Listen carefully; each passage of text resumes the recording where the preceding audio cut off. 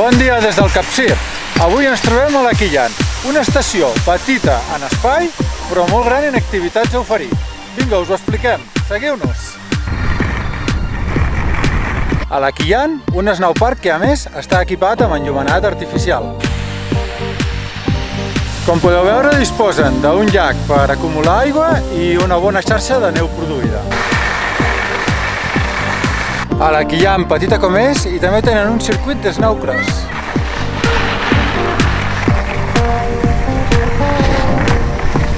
A la Quillan també és possible la pràctica de la conducció de cotxes sobre el gel. A la Quillan també és possible practicar la immersió sota el glaç.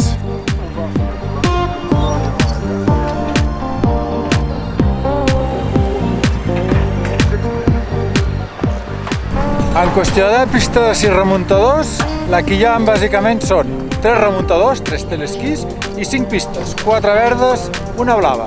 Tot orientació nord, una mica a nord-est.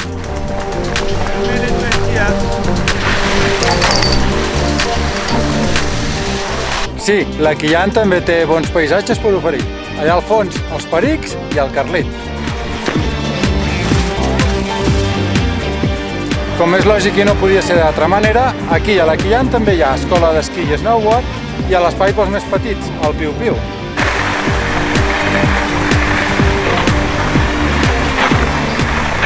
No hi ha estació d'esquí, per petita que sigui, que no tingui el seu espai gastronòmic. Aquí a la Quillan també hi ha un restaurant, per cert, molt acollidor i s'hi menja molt bé.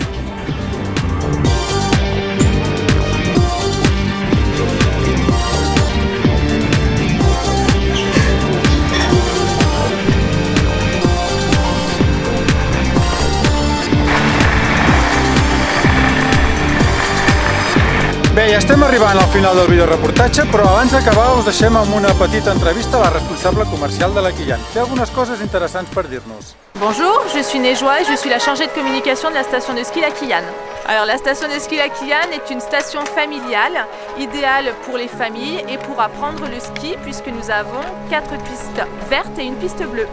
Alors on peut faire du ski, on peut faire du snowboard et on va au-delà de la glisse puisqu'il est possible de faire des baptêmes de l'air en hélicoptère, également des stages de pilotage col de ski, un restaurant et une location de matériel de ski uniquement. On ne fait pas le matériel de snow. Alors c'est une clientèle vraiment familiale avec les enfants ou les débutants, donc des personnes adultes qui ont envie d'apprendre à skier ou qui ont envie de se remettre au ski. Alors la clientèle est essentiellement locale et régionale, donc nous avons beaucoup de Perpignanais, des Toulousains, des Barcelonais également, donc nous-mêmes une clientèle de Puigcerdà, mais ça reste une zone assez concentrée autour de la Quillan.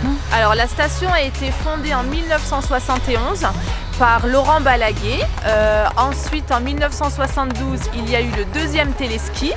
Puis la station n'a pas cessé de se développer jusqu'à nos jours avec donc des perches supplémentaires, des activités et maintenant on communique beaucoup plus sur la station. Alors venez nous voir à la Quillan puisque c'est dans une ambiance décontractée et conviviale que nous allons vous accueillir.